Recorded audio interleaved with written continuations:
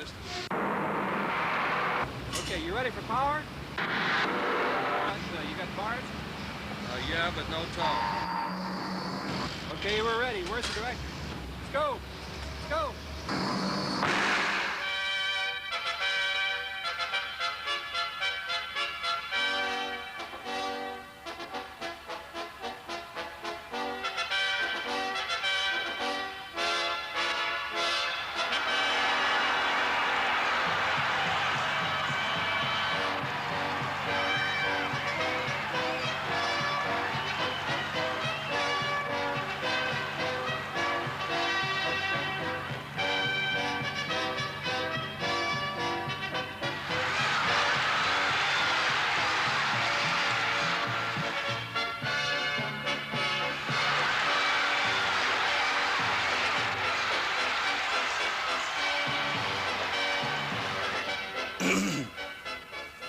Good morning. I'm glad you came this early morning, and I know it's really sort of a pain in the tushy to come in and for a sales training program early in the morning. I see you have lots of coffee. Make yourself at home.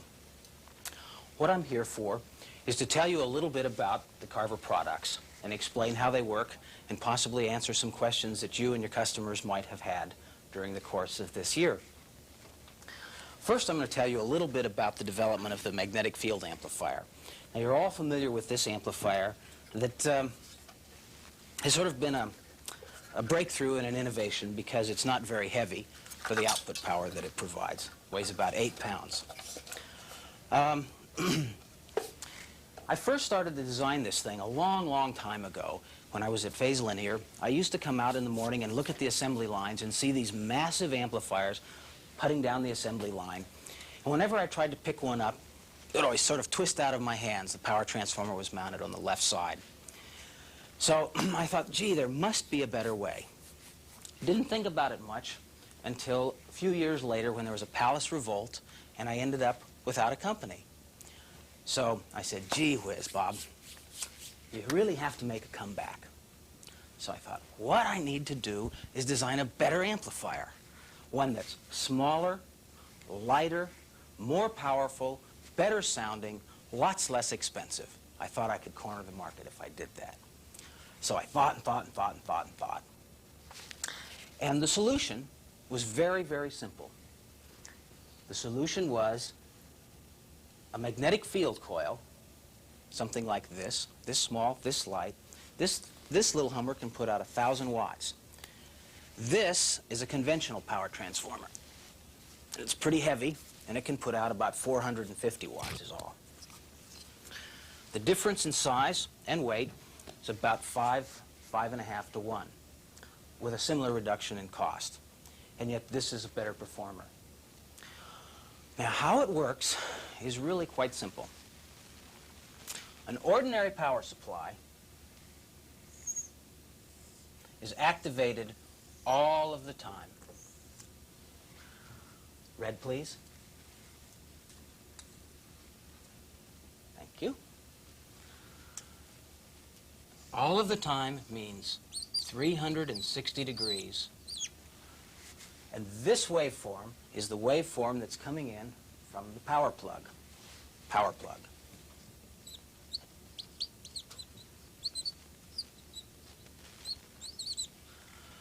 Now, if the power is applied all of the time to a conventional power transformer, it's very wasteful. The magnetic field coil has power applied only a small period. Blue, please. Thank you. Instead of 360 degrees, it's only about 20 degrees. Now that means that the input power is only delivered to the amplifier on an as-need basis, and the whole system can shrink down to a little cube just like this. The power is stored, the energy is stored in the magnetic field that surrounds this core. In a conventional amplifier, the energy is stored in large filter capacitors. and not at all in the transformer. The iron is totally wasted. The consequence is that when a bass note hits, the energy stored in the magnetic field instantly is delivered to the load. The device that controls this small time interval is this electronic switch, which is called a triac. Now that's the fundamental operating concept, that the energy is stored in a magnetic field and is available at a moment's notice so that the power can be delivered instantly to the loudspeaker. Are there any questions?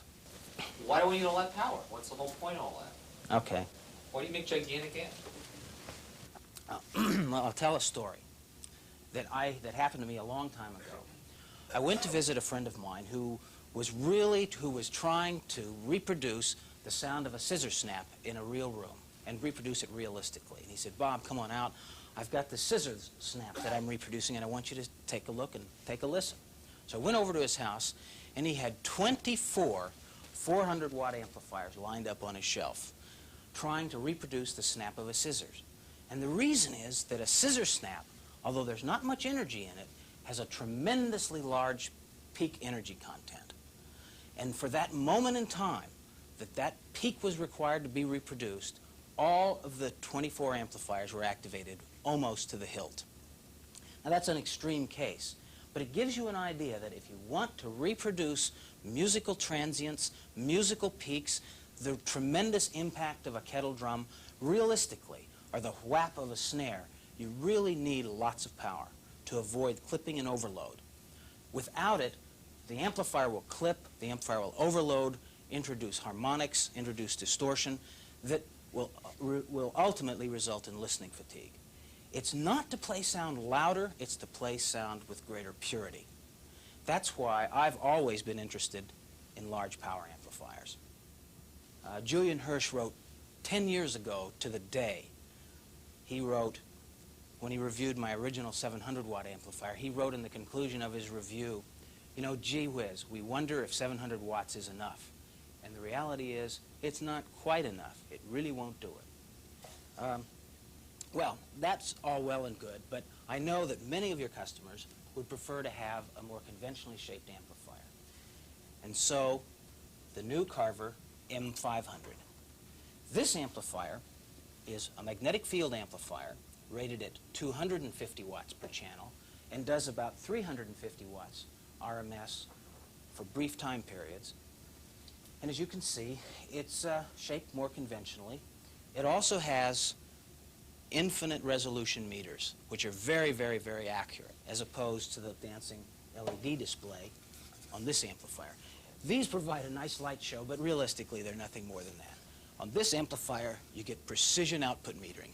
So the difference between an infinitely variable VU meter and a bunch of lights the accuracy is not related to how fast they are, but rather it's related to how fast the circuitry makes them move and how accurately they move and hold, give you time enough to see it and then for it to decay.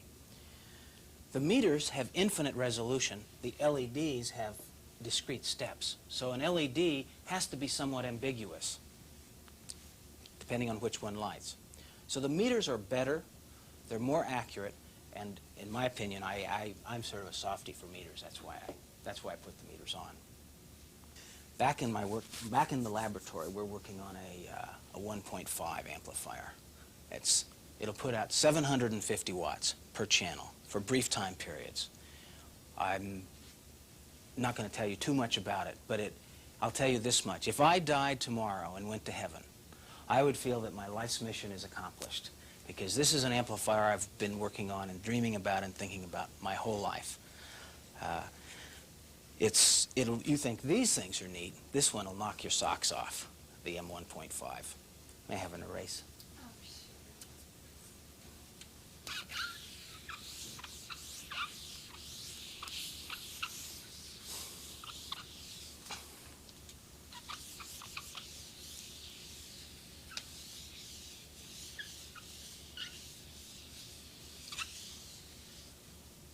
Black, please.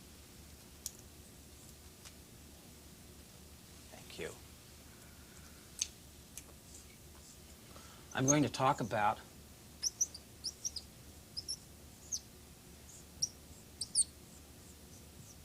sonic holography. Why sonic holography? All of us know that stereo sound is an illusion. And it's an illusion that is so fundamentally flawed that any 6-year-old could not be fooled into believing he were listening to a real live performance if he were indeed listening to a stereo playback system, no matter how good, no matter how wonderful. And the reasons that it's flawed are fundamental ones, related to how we hear sounds. Imagine a sound in real life. Real life. I'm going to show what happens when we listen to a sound in real life that's dead ahead. As I said before, sound flows across space to this ear, sound flows across space to this ear, and it arrives simultaneously. You notice that for a single sonic event, 2 sound arrivals occur at our head. One event equals 2 sound arrivals. And that is real life.